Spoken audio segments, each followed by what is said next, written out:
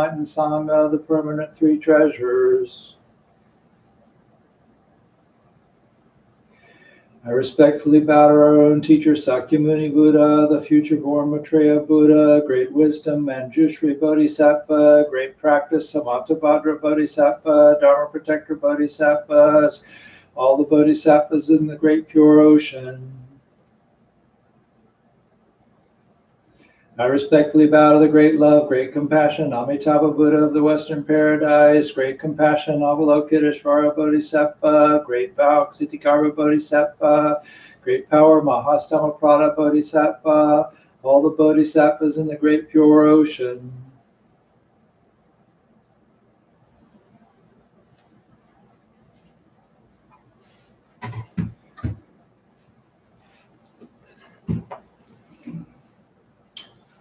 Well, good morning. So a couple of things before I launch into the Dharma talk. I just want to announce and make sure you know what all I'm doing online these days. It's actually quite a bit. So first of all, I was for a long time been doing Buddhist services at Stetson University for students there on Tuesday evenings, and we have moved those remote. They're on Zoom Tuesdays at 6 p.m. If you're a Stetson student or faculty or staff and you want to attend those, email me and let me know and I'll send you the link. Volusia Buddhist Fellowship services on Wednesday on YouTube right here. And with that, we try to stay as close as we can to what the service used to be. So the chanting together, and I'll give a talk and we'll have discussion portions so you can ask questions via the chat function on YouTube.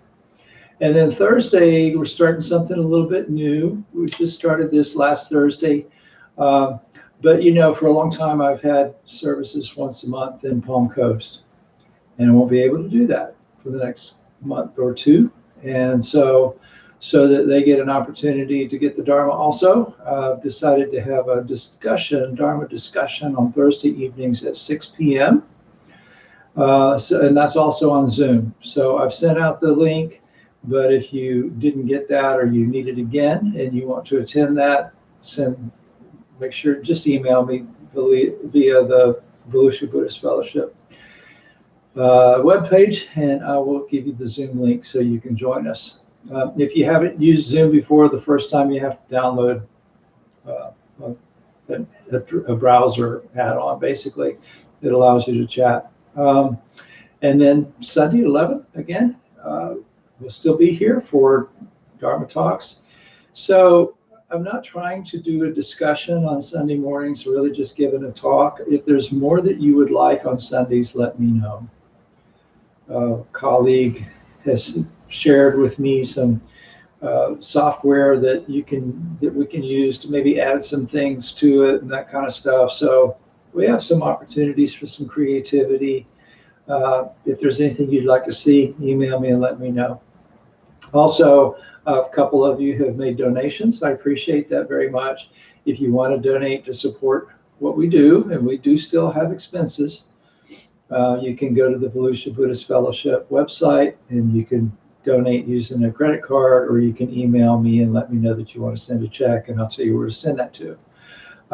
You know, we still have internet expenses. We still have, living expenses, all those usual things keep going. So the church, the Unitarian Church, where we meet on Wednesday nights, has said we don't have to donate. But they have expenses too, so I'm not sure how I feel about that. We've got the money in the account, I might write them a check anyway. And certainly if you attend services at that church, you want to be supportive to them. The First Unitarian Universalist of West Volusia, I'm sure would appreciate a contribution from you. White Sands Buddhist Center, I'm sure would appreciate a donation. None of these organizations are bringing in any money right now. So, whatever you can do to help keep supporting the Dharma, that would be great. So, normally, right around the beginning of spring, I'll do a Dharma talk about springtime. And I didn't do that this year because we had a lot of other things going on that seemed to be more pressing.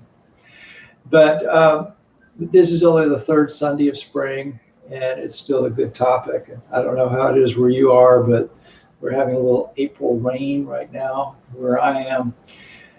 And which is good because this time of year, you know, plants are starting to grow and some are blooming, and then those that bear fruit will start to produce fruit. They all start to create seeds for the next generation of plants and things like that because it's part of the cycle of life.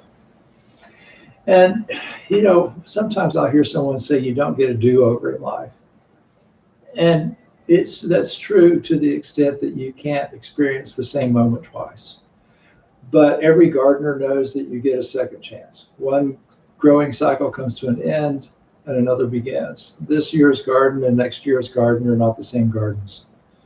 But the end of one allows the beginning of next. So this year's seeds, if they didn't give you the result that you wanted, well, next year, plant different varieties.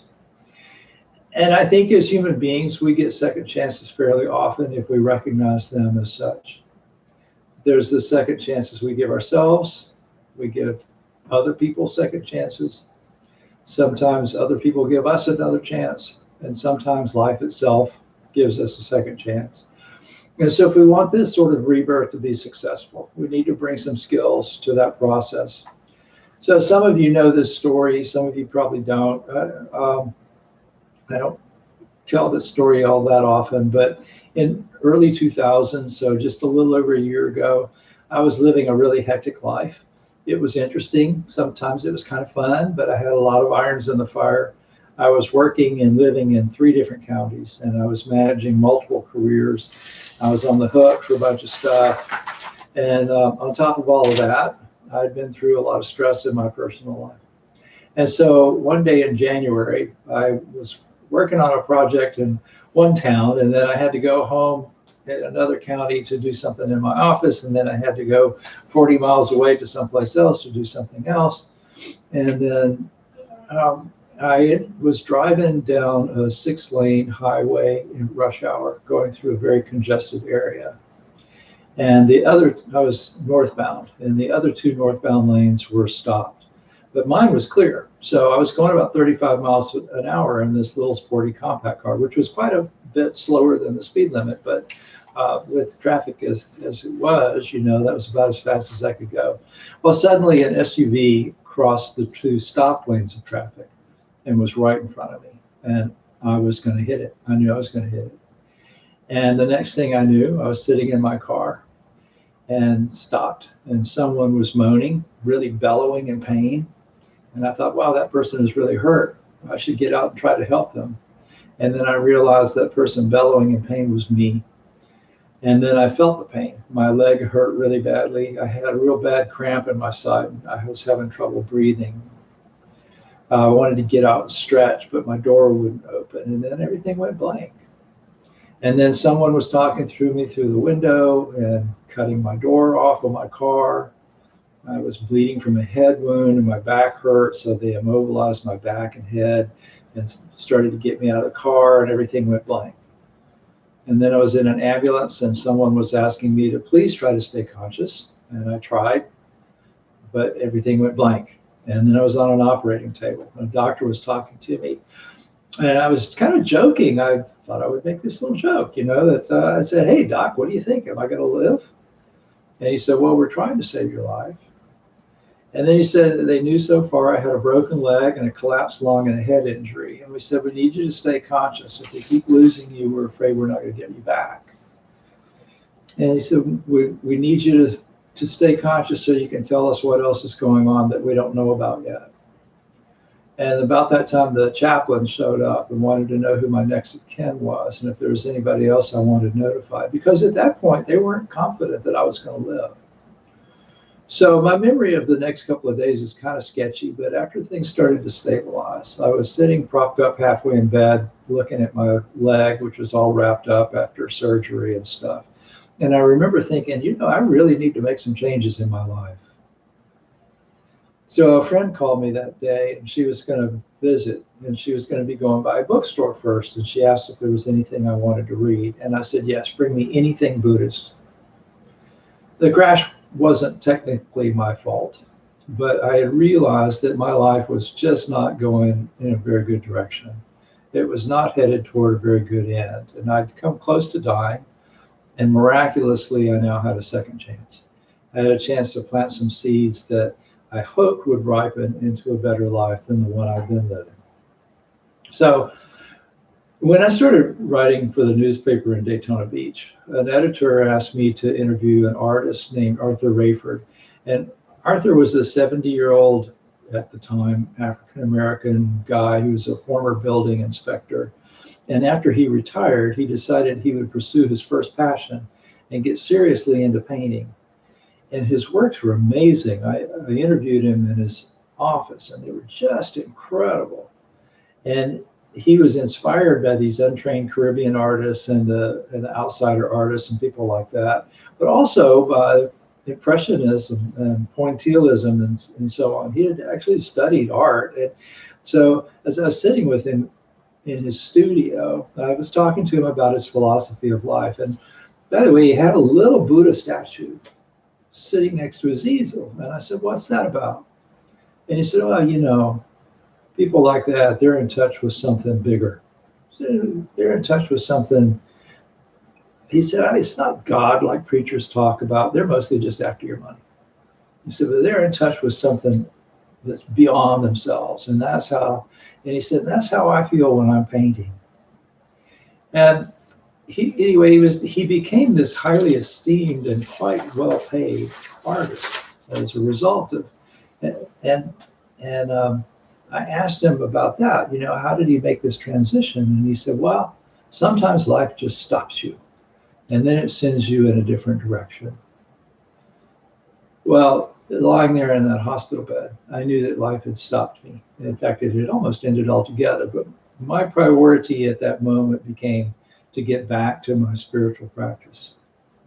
So besides near fatal accidents or major medical events, there are a number of ways that life can, as Arthur Rayford said, stop you and send you in a different direction. I know a lot of people who've gotten second chances as the result of a long-term relationship ending, things like that. Drug or alcohol dependent people sometimes talk about hitting bottom, which is that point where life stops you. Lots of other kinds of trauma and crisis can act as these sort of stop signs that send us in new directions. Like, for example, living through a major worldwide event like a global pandemic.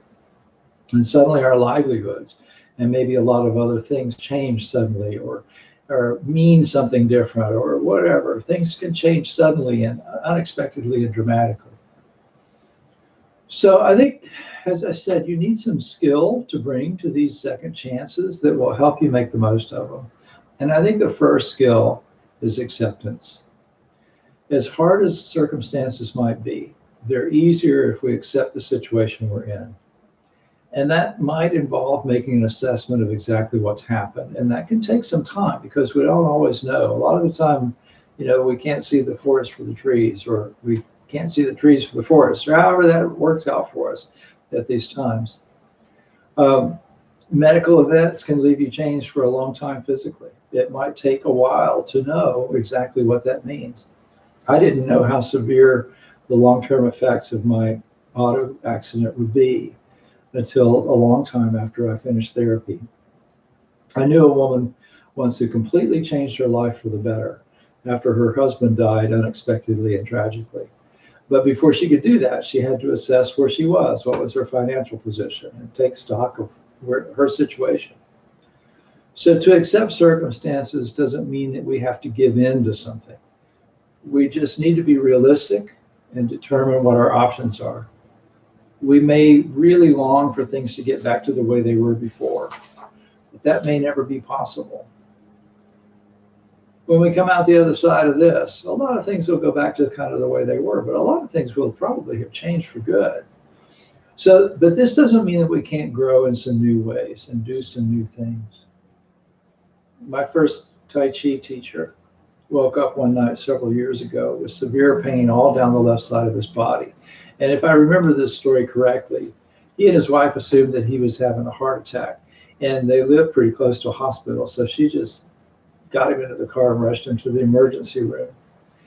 Well, the good news is it wasn't his heart, but the bad news was that it was this transverse myelitis, which is an inflammation of the sheath that protects the spinal cord.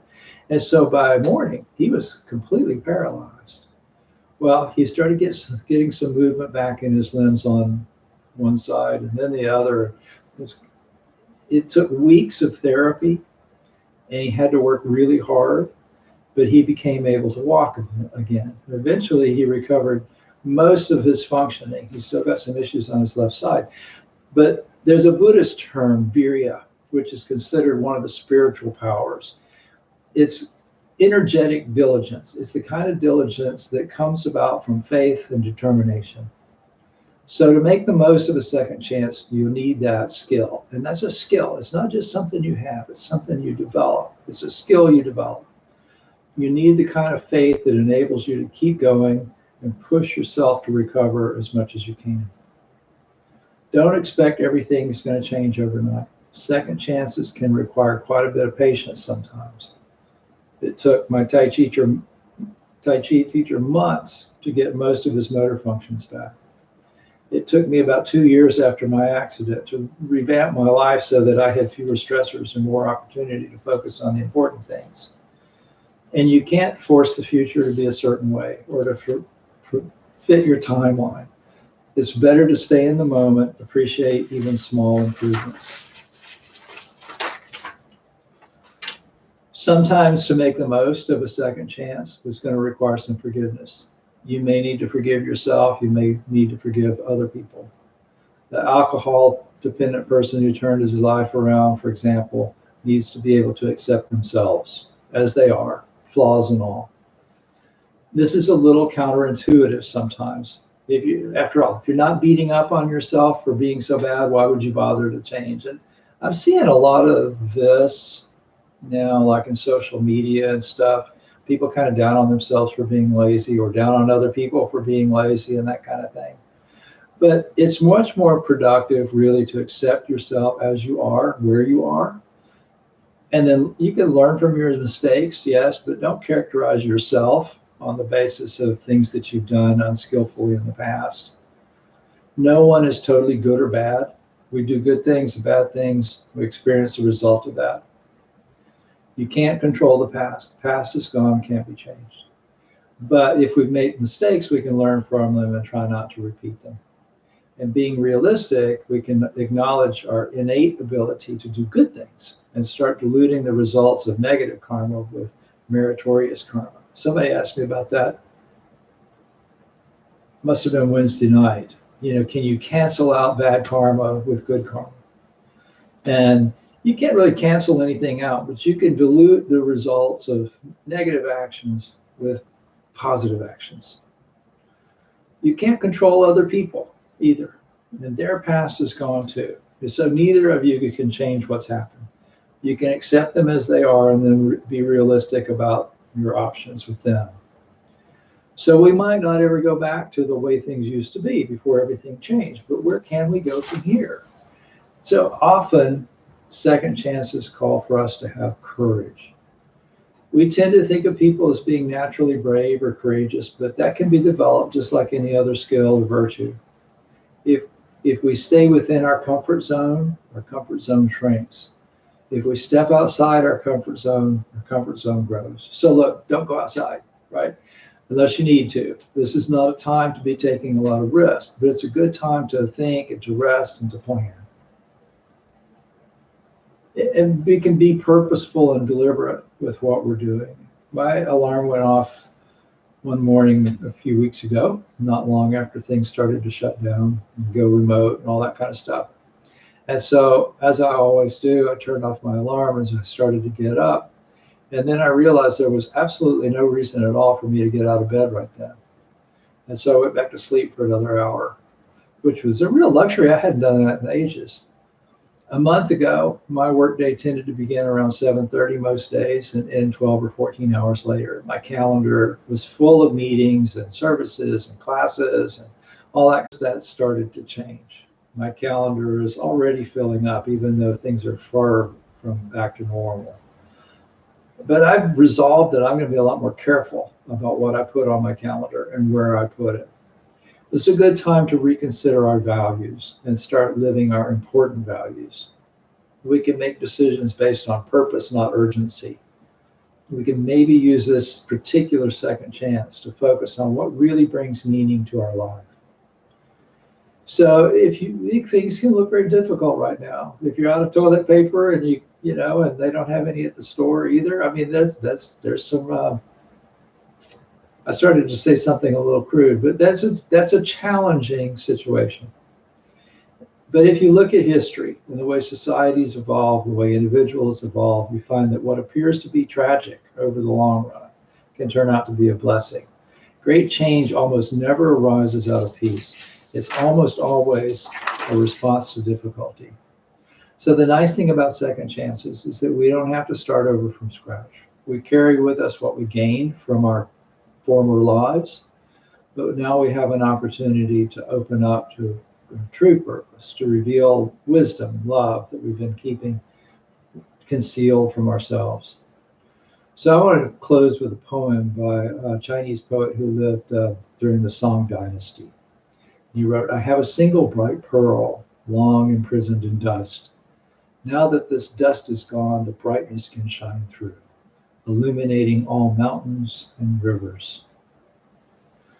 So thank you for your attention. I hope that you enjoyed the Dharma talk. Again, feel free if there's something you want to hear me talk about to email me about that. If you've got questions, email me or show up on YouTube Wednesday night or come Thursday to the Zoom meeting. So we'll do the combined dedication now. Buddha nature pervades the whole universe, existing right here now. In offering flowers, candles, and incense, hearing the Dharma and training the mind, great merit is attained. We dedicate this merit to the great Master Shakyamuni Buddha, the all-pervading and everlasting three treasures, to the 16 guardians and all protectors of the Dharma and their relations throughout space and time, to all ancestors of this Sangha and all beings in the Dharma world. May penetrating light dispel the darkness of ignorance. Let all karma be resolved and the mind flower bloom in eternal spring. May the Dharma body maintain strength and health, and years of life be lengthened for all teachers of this Sangha. May their vows be fully realized, and may they live in perfect peace with Buddha Dharma. We pray for all those suffering from violence and those who grieve for them, for those living in oppression, for all who are imprisoned who should be free, for all refugees from violence, hunger, and catastrophe, man-made or natural. We pray for the health and well-being of all those suffering from disease of body, mind, or spirit, those working toward the healing of those afflictions. We pray for those suffering from COVID-19, those working to protect and treat them, and for all those grieving for those lost to this pandemic. At this time, we have members of our congregations, friends and loved ones suffering from cancer and other disease, and who are grieving for lost loved ones. We pray for them and send loving thoughts their way at this time. May they be serene through all their troubles, and may we realize the enlightened way together. Sabe sata sadahantu avera sukha jivino kyatang punya phalang mahang sabe bhagi bhavantu te. May all beings always live happily, free from animosity. May all share in the blessings that spring from the good we have done.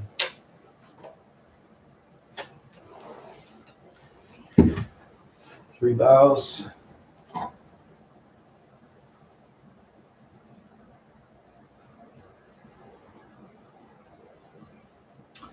Thank you. Enjoy your Sunday.